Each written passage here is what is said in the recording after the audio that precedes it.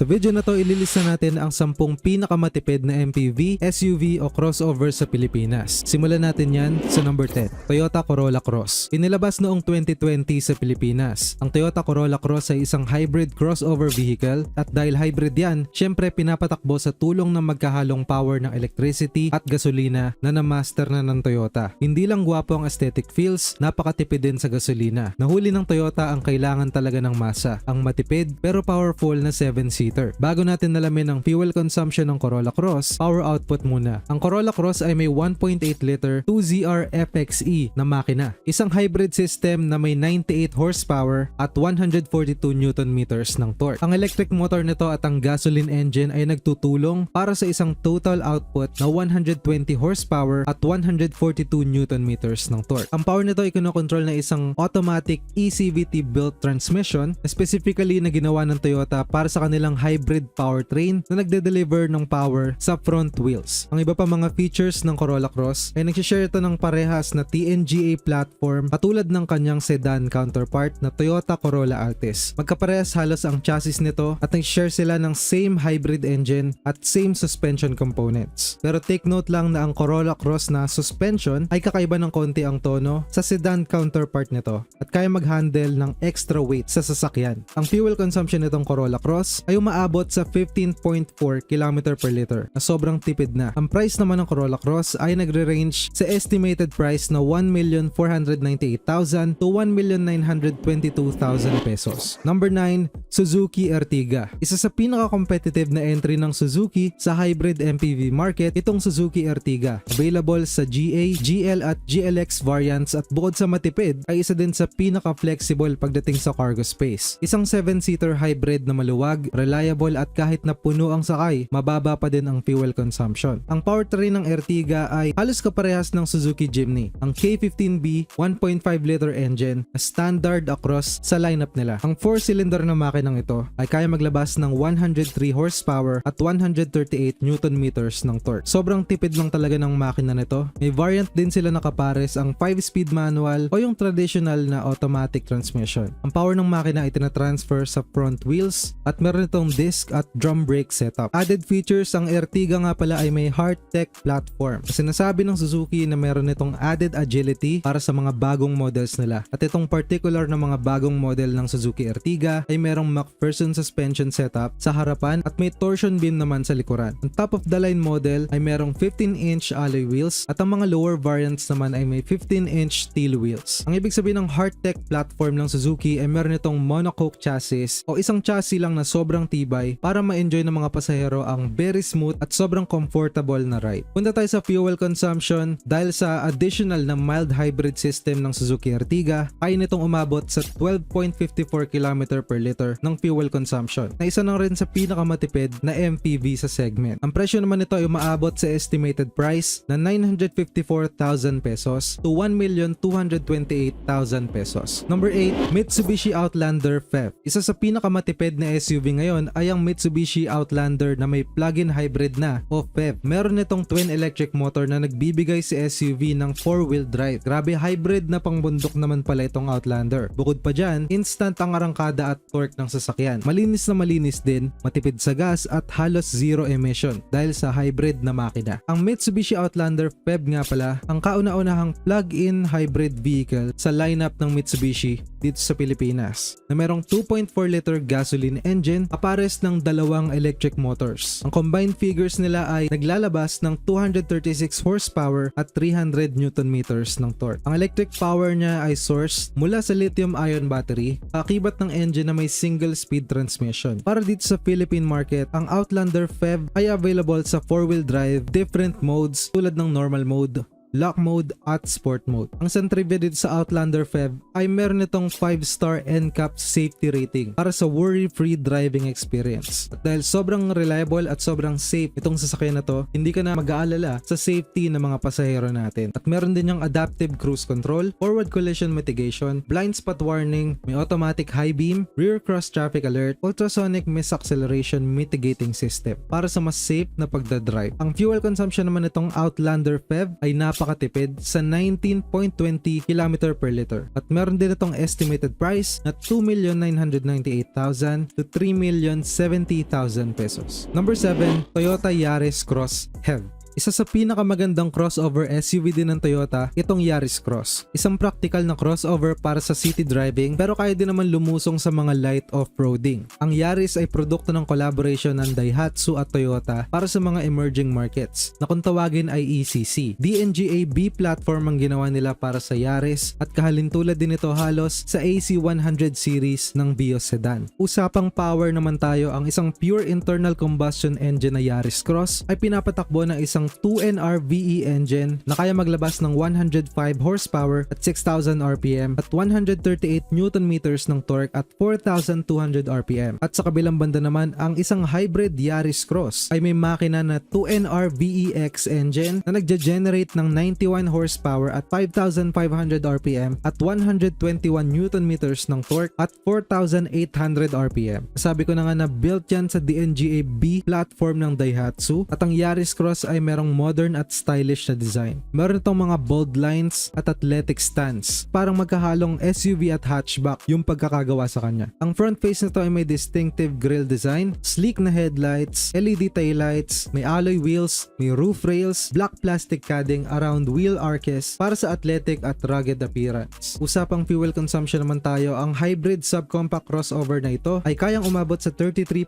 km per liter sa city driving at makakabili ka ng isang Yaris Cross sa estimated price na 1,204,000 pesos to 1,604,000 pesos. Number 6, Chery Tiggo 5X Pro. Alam ko hindi partikular ang mga Pinoy sa Chinese brands, lalo na sa kotse. Pero isasali pa rin natin ito dahil sa nagpi-feature tayo ng mga matitipid na crossovers at SUVs. Ito ang Chery Tiggo, isang mild hybrid SUV na matipid, stylish at may unibody chassis na rin. Nilabas ng Chery Auto Philippines ang huling car nila sa Pro lineup sa 2023 Manila International Auto Show noong 2023. In-improve pa nila ito na in-improve hanggang sa na-introduce nila ang Tiggo 5X Pro Hybrid na merong mild hybrid system featuring a 48-volt system at isang belt drive starter generator. Under the hood, meron ng Tiggo 5X Pro ng 1.5 liter gasoline engine. Kapares nito ang continuously variable transmission o CVT. Naglalabas ang Chery Tiggo ng 114 horsepower at 141 Nm ng torque. Ang hybrid naman ng Tiggo 5X Pro ay may 154 horsepower at 213 Nm ng torque dahil sa additional nitong turbocharger. Ang stopping power naman nito ay nanggagaling sa disc brakes sa 4 na gulong sa lahat ng variants. Ventilated disc sa harapan at solid disc brakes naman sa likuran. Ang Tiggo 5X Pro ay may unibody chassis na rin. Sobrang ganda at sobrang lambot ng suspension, may McPherson strut, front at torsion beam naman sa likuran. Punta naman tayo sa fuel consumption. Ang Chery Tiggo 5X Pro ay umaabot sa 10.87 km per liter na fuel consumption. Ang presyo naman nito ay umaabot sa estimated range price na 940,000 pesos to 1,140,000 pesos. Number 5, Nissan Kicks. Isang subcompact crossover hybrid naman galing sa Nissan na may lithium-ion battery packs. Maganda ang design ng Kicks at kilala natin ang Nissan sa paggawa ng mga mabibilis na kotse, kaya naman may sport mode na din ang mga SUV nila. Unang nilabas ang Kicks sa Sao Paulo, Brazil Motor Show. Under the hood, ang Nissan Kicks ay equipped ng 1.2 liter 3-cylinder gasoline engine. Pero parang generator lang ito na nagpa-power ng kanyang electric drivetrain. Ang main source ng power nito ay ang electric motor na naglalabas ng 134 horsepower at 280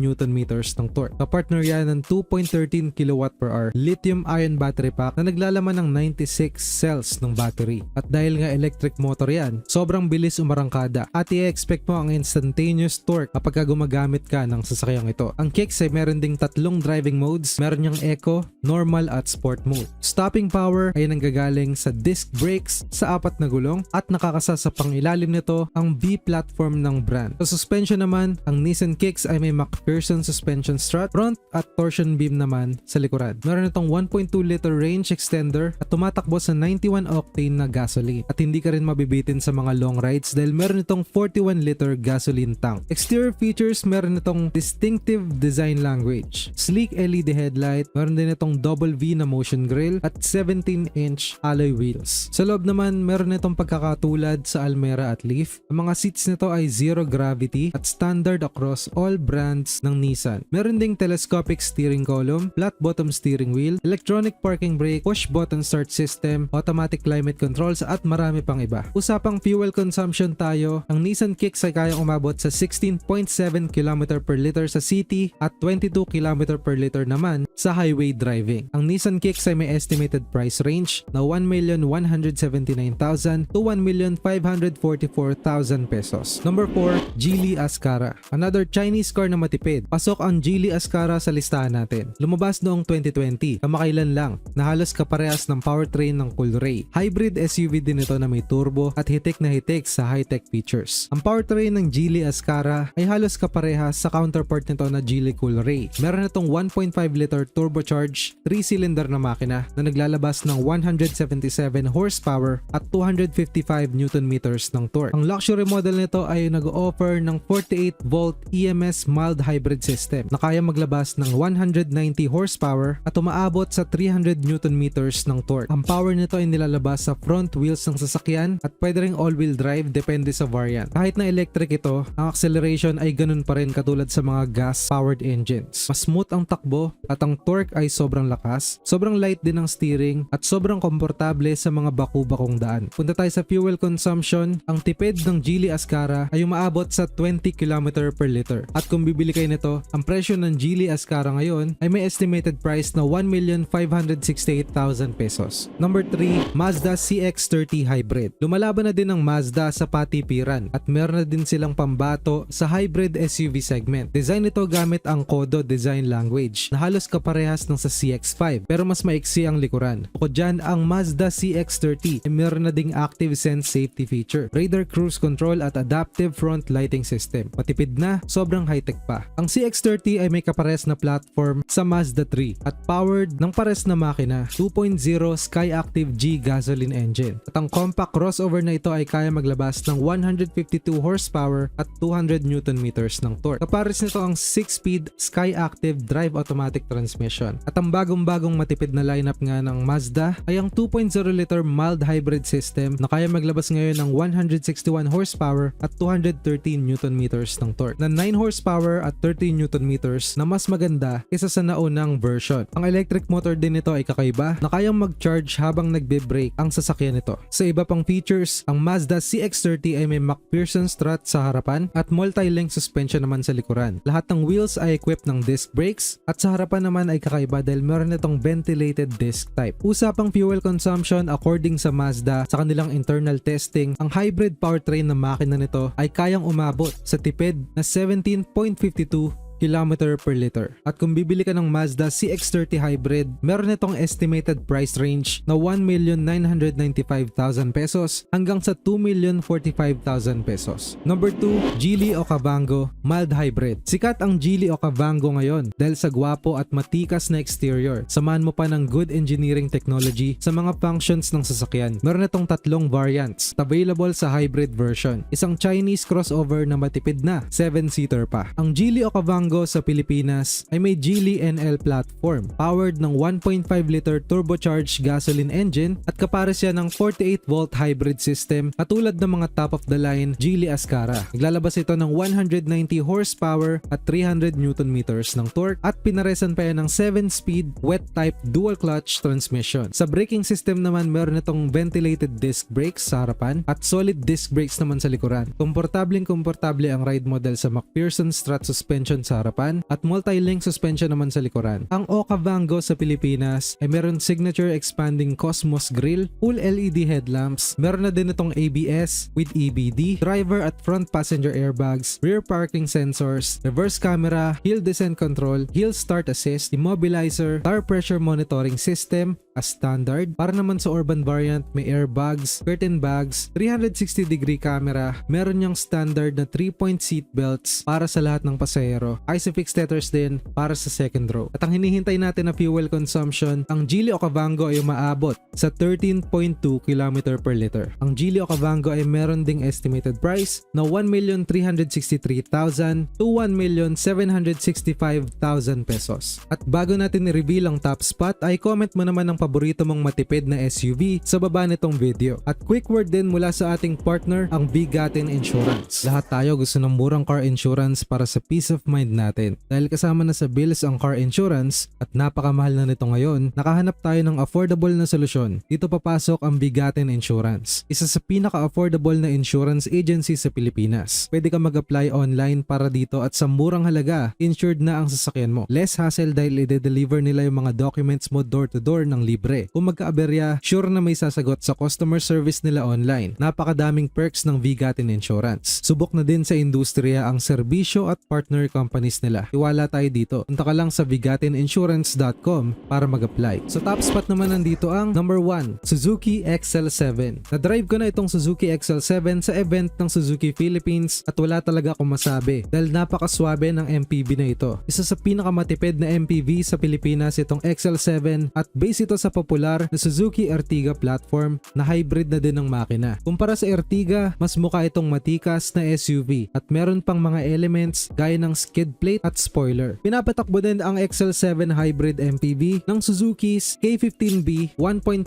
liter na gasoline engine na halos kaparehas sa Suzuki Jimny. Naglalabas ito ng 103 horsepower at 138 Newton meters ng torque. Front wheels ang pinapatakbo nito gamit ang traditional 4-speed automatic transmission. Ang XL7 ay meron ding MacPherson strut sa harapan, torsion beam at coil spring setup naman sa likuran. Stopping power ay galing sa ventilated disc brake sa harapan, leading at trailing drum brake naman sa likuran. Base nga palang XL7 sa platform ng Suzuki Ertiga. Platform na yan ay tinatawag ng Suzuki na hardtech architecture. Ang 7-seater car na ito ay may 16-inch wheels na may diamond cut design. Ang feeling ng driving nito ay parang Suzuki Ertiga na may extra ground clearance. Same engine naman sila pero very light ang steering, very relax ang engine performance pero hindi maipagkakaila na sobrang tipid talaga ng Suzuki XL7 in terms of fuel consumption. Speaking of fuel consumption, umaabot ito sa 48.4 km per liter. At kung bibili ka nito ngayon, ang Suzuki XL7 ay may estimated price na 1,252,000 to 1,262,000 pesos. Mag-like at subscribe na for more contents na katulad nito. Salamat sa panonood!